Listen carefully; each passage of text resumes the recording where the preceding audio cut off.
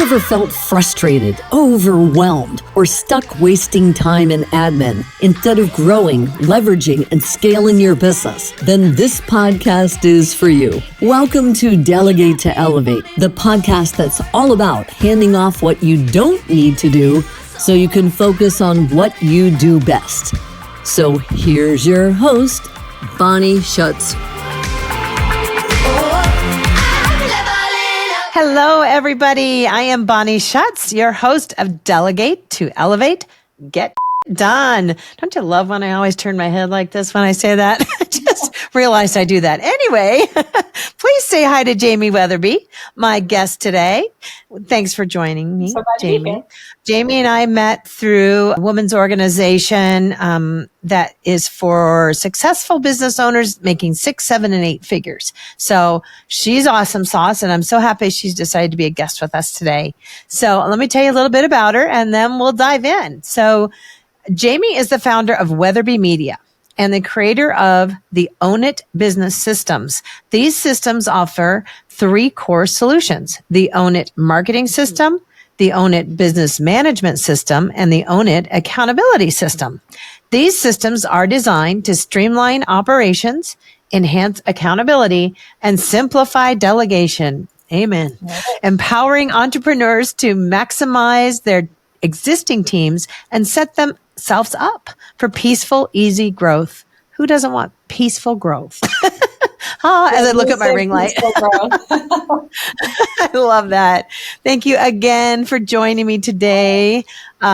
We had a great little chat before the show, and I'd like to kind of dive back into that chat because it was going in a great direction. Would you like to start with kind of telling us where you came from and where you're headed? Or where you've pivoted? Where we've gone to. Yeah. I mean, entrepreneurship's a journey, right? So usually where we all start is not where we all land. And it's like you learn along the way, for sure. But yeah, so I have been, so thank you. I mean, I'm thrilled to be here. It's so much fun. I started Weatherby Media about 8 years ago. So been in the game a little while. And I started off running a marketing agency for the first 3 years. I was freelancing. So I think from a delegation and growth perspective, it was really helpful to start doing all the pieces of the puzzle. You learn everything the hard way. Everything's a research moment. But you do realize very quickly that that's not the way to grow and get to where you want to go.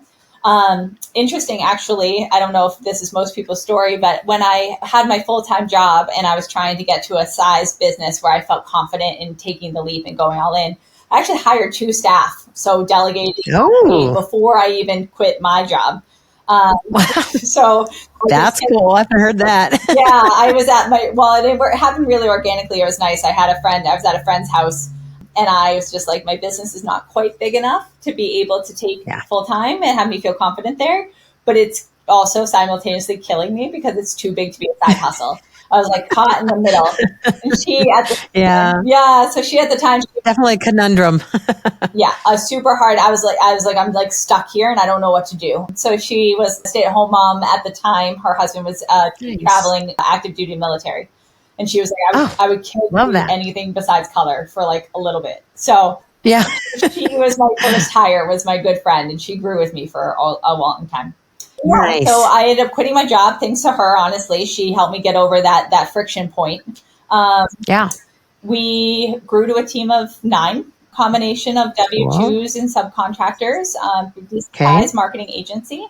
And then I truly, honestly learned everything the hard way around delegation, everything, and made very expensive mistakes. And in that learning curve, we built operating systems for how we managed marketing strategies, for how we managed our team and our agency, and then the accountability systems, mostly for me to stay on track. So I love that. Not a ton of delegation when it comes to accountability, but but we built those frameworks for truly, honestly, how to be successful with delegating. And in my opinion, that has everything to do with the infrastructure you're delegating someone into, that they can be successful.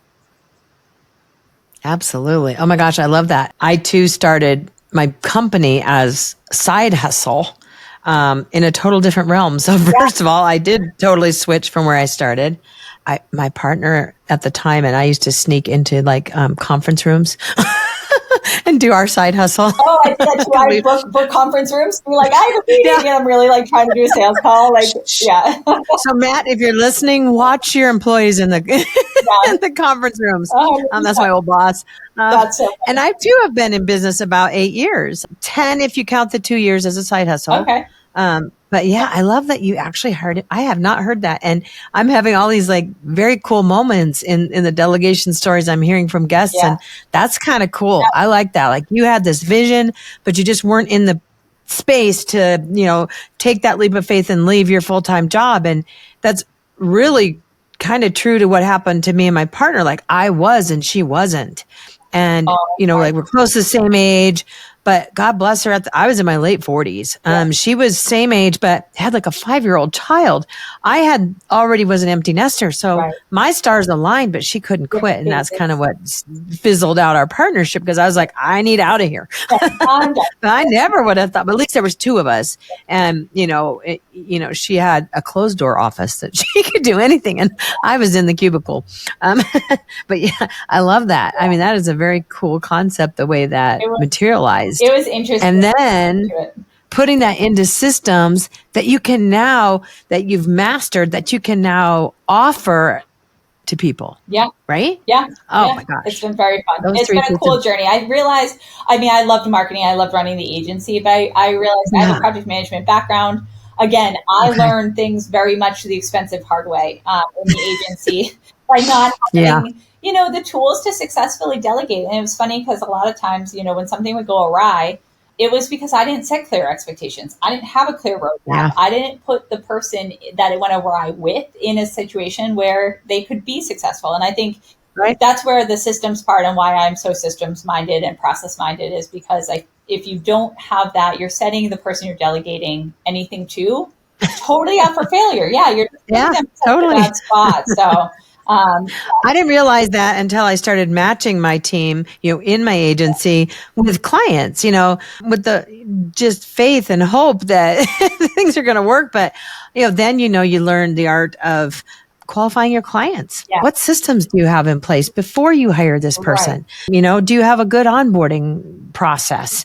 Do you have the time and the money and, like all the things put aside to set this person up to be successful? I never asked those questions in the beginning because I was just needing clients. Right. Yes. You want to give me money? The answer is yes. I will take money and I will. Just throw some money at you. Yes, 100. But that also works in the delegation arena too. Like, in the beginning, I was, again, throwing money at people and there was no accountability. So the fact that I'm like reading all your stuff going, I need that, I need that, I need that. The accountability system, when I threw out something like KPIs to my account managers, they were like, you're going to actually make me be accountable for what I'm doing for you. Yeah. God bless you guys. One, I love the 2 that are with me still. One of them stepped back down into a lesser role, not lesser, but just a different role. Yep. Another one completely left. But that was my choice because we were no longer in alignment, and alignment is important too. We've evolved. And if your people you're delegating to can evolve with you and understand that with no change, there's no change. Right. So have you been able to keep a small team still that has gone through this change with you and been successful? Yeah, I have actually. So it's me and 2 VAs and I'm still rebuilding in this model. I'm grateful. It's a little less resource heavy, the agency model. Like, hey, you get a new client, you need new staff, you lose a client, you are overstaffed. Nice. So this model is more scalable on my end, which is really, it's really nice. I'm leveraging more partnerships to support it rather than always in-house, W-2s. Right. Yeah. So I'm getting more creative in how I'm regrowing in this new phase of my business, but I love delegating. I love Me too. support. I love idea generation support. I love feedback, I feel like as a solo or even a business owner, you just sit in your head so much and things make sense to you, but they don't always make sense to somebody else. And I think having internal feedback is really important. Oh, I feel that to my core. My last person I talked to as a guest, and I also works with his wife, his wife, and the two of them work together. I'm like, oh my gosh, my poor husband comes home from work and I just bleh on him about the company. I feel so bad, but it's because there's been so many times that it was as a solopreneur that I had nobody to dump that on or pass that by. And so finally we came to an agreement. I cannot bother him with anything about any company that I own until an hour after he's sat on the couch. Oh, there you go. That's our deal. Yeah. He's like, give me an hour. Well, see, you set clear expectations and a process you could appropriately delegate your headspace to your husband. I love it. I'm over here biting my lip, watching the clock, counting down, asking Alexa to like tell me when an hour's up. I can bombard him.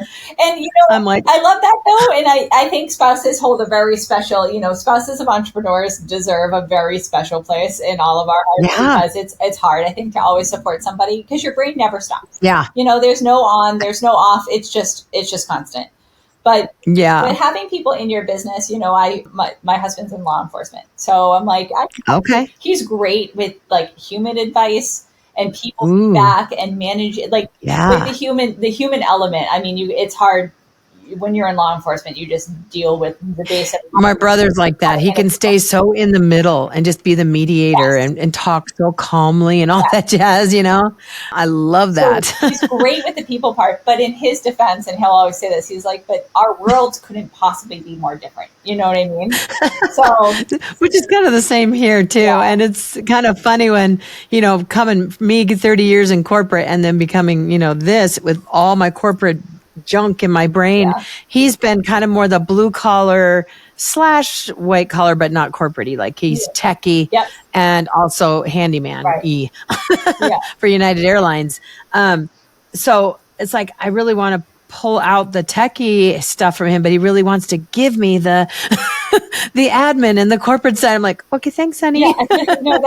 I'm trying not to cut you off. I know this better than you do. Right.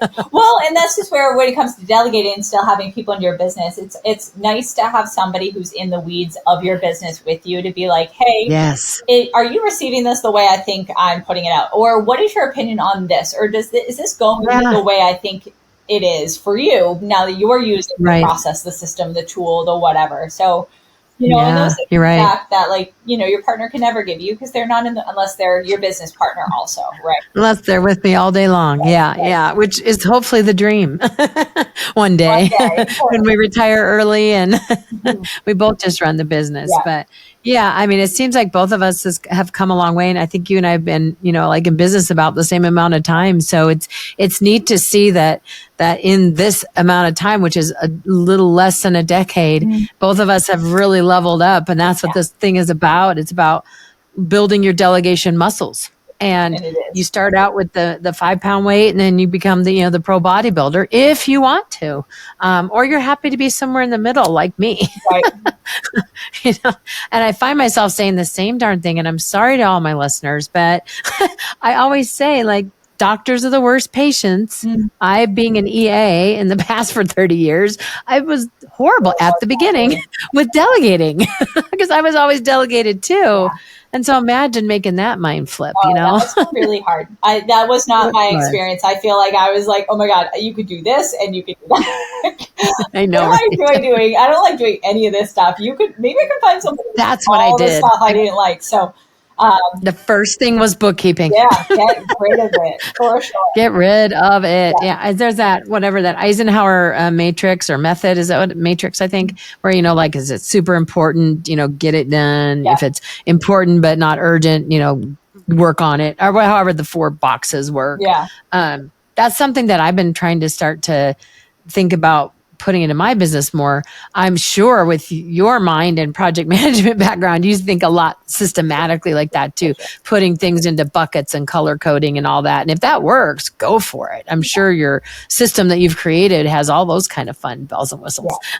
No, absolutely. Yeah. Because you want to give somebody guidance to be successful when they're taking a piece of your business over, whether it's the operations and managing clients and the work that you're executing on or the marketing for the business. They need some sort of framework so that they know they're on track. They're on track without micromanaging. I think that's one of my favorite parts about putting systems in place and process in place is that you create those bumper lanes and guidance without someone feeling like you're hovering on them, because you want to really. I like the word bumper lanes. I love analogies like that. Very visual. Immediately pictured that. Yeah. Well, you want people to feel empowered. You want people to know you trust them. You want to be able to truly give it to somebody where they can be successful. And again, this is where I went awry with my agency, and we chatted a little bit early on about this, is that I didn't have systems like that. So when I was growing, I went from freelancing to hiring team. I had hired my friend first into the business before I'd even quit my job. And thank God she knew me really well, and her scope started out very, very small. But we grew very quickly, especially over COVID, which was interesting. Same. Yeah. So we grew quite a bit over COVID. And then, my delegation was, we have work, I need people. We have more work, I need more people. And then I looked up all of a sudden after kind of leveling out a little bit on our growth and realized, I could triple the size of my business and not triple my bottom line. And I was, working to fill jobs for other people. And I created kind of a monster a little bit without the systems in place to maintain my profit margins, my systems in place to be able to delegate to people where the expectations were clear. And where don't create monsters. I like that too. My mind is like pulling all these quotes from you right now. I did. I built a monster, and it was, and then I had to reel it in and figure out, okay, what are the tools I need to have delegated to my team so that they could be successful and I can be profitable, and this business isn't going to eat me alive, Yeah. You probably know this gal. My coach was Becky Claybaugh. I don't know if she is in that networking group we're in. She is a money mindset coach, and she's been a guest on my show too. Awesome. But she just got me. A lot of coaches recommend books, and I'm not a huge book reader, but even though I've written in 2 of them, which is strange. But anyway, I digress. Yeah. But I am a good reference book person. Yep. And me too. All she did was recommend, I have books up there. I'm like, they're pretty, aren't they? Yeah, mine are mostly decoration. She put this book out there to me. She says, you really have to check this book out. It'll make a lot of sense. All I did was read the title, and it had a huge impact on me. And it was one word, essentialism. Mm-hmm. And I was like, wow. That made me like rethink everything I do. Is this essential? Am I just spinning my wheels, wasting my time?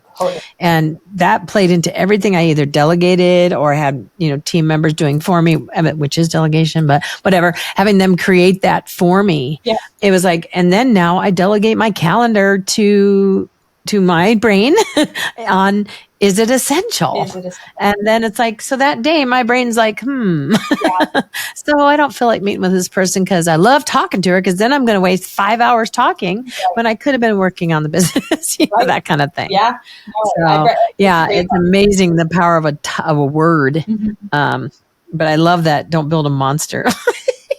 That really is cool. Yeah, Thank you for that one. Yeah.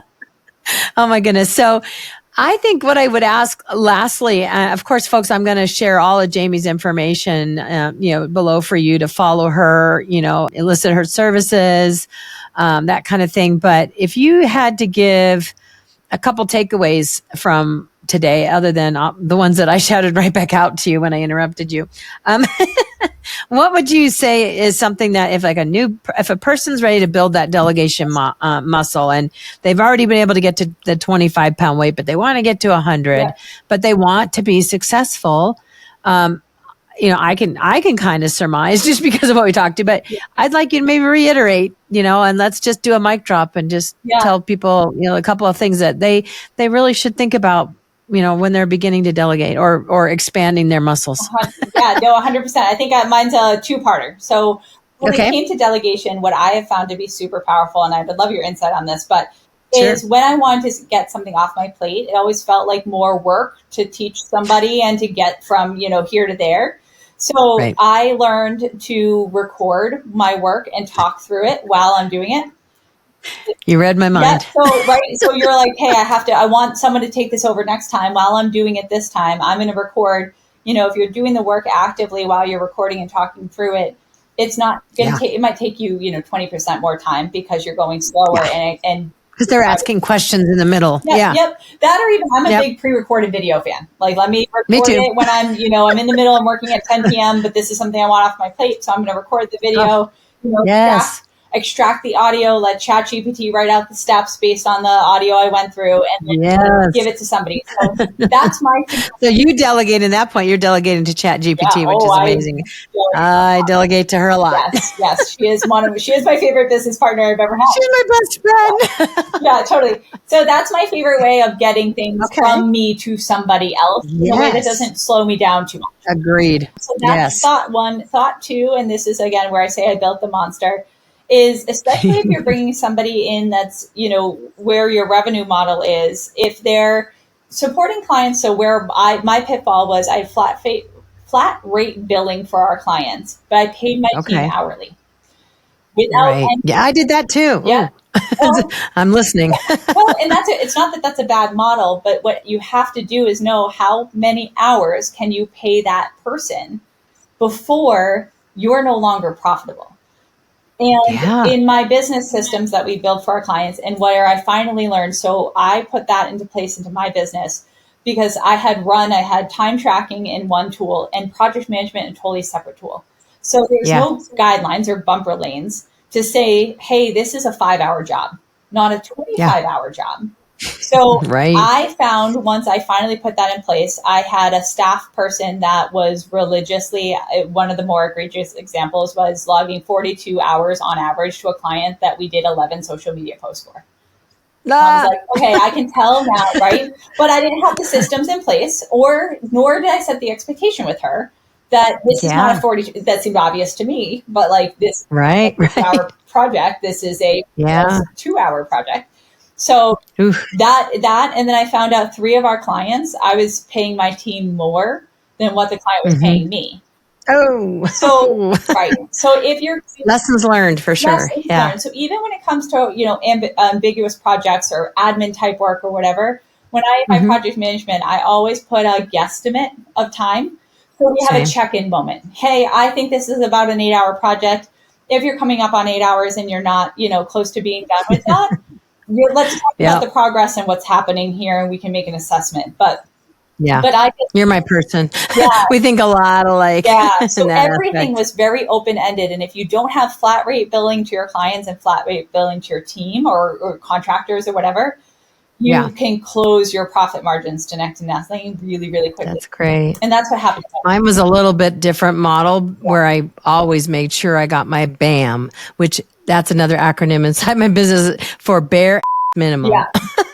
That was my bare ass minimum profit. For sure. But we still aim towards hours. Right. So the VA, in my case, knows they have 10 hours to do this, but they have to report to their account manager if they're getting close. Yep. And then, there's a monthly thing that the client signs up for, and they know it's about 10 hours. Yeah. So the VA could get it done in up to 10 hours. Yeah. And then, it's a good middle person that makes sure everything's flowing. And it's a lot more human centric, where I know that I could get a lot more technology centric, which that's why I'm like staring at your, oh my gosh, business management system, own it. I love that part.